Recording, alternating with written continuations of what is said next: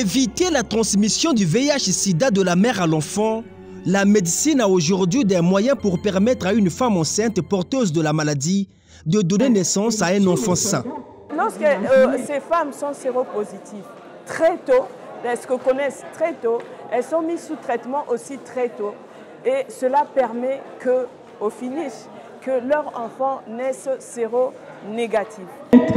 Parler des mesures préventives, c'est la mission qu'a reçue Cécile Mapapa Miakasissa, la directrice du programme national de lutte contre le VIH-Sida et les infections sexuellement transmissibles, était au salon Okoumé qui se tient au Palais des Congrès où elle a exposé sur cette question.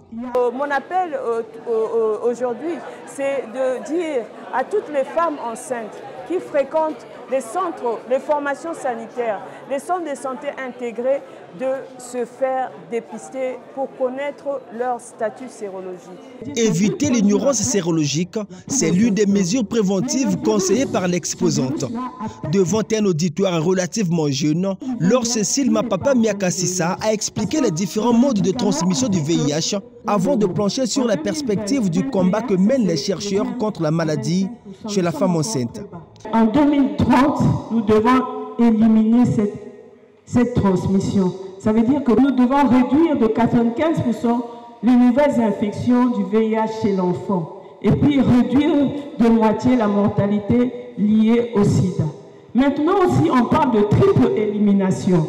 Nous avons maintenant des tests de dépistage qui ont le VIH, la syphilis et l'hépatite. Donc quand vous arrivez au niveau des centres de santé, on vous propose ce test, ça veut dire qu'on vous permet d'éliminer les 3 maladies. De l'exposé aux questions de claircissement, plusieurs malentendus ont été levés, comme le signifie cette participante qui se dit prête à connaître son statut sérologique. Et j'ai compris aujourd'hui l'importance de se faire dépister. Combien on peut penser qu'on est sain, qu'on est séronégatif, c'est toujours important de s'assurer de son statut médical en fait.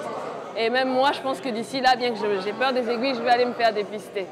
Exposée à la maladie plus que l'homme, selon l'étude sur la prévalence faite en 2009, la femme est appelée à une vigilance accrue à l'égard du VIH. Une prédication de la directrice du PNLS, Laure Mapapa Miakasissa, qui a toujours bondi sur les brèches qui lui sont ouvertes pour appeler au dépistage, comme ici avec le véhicule spécialisé en la question.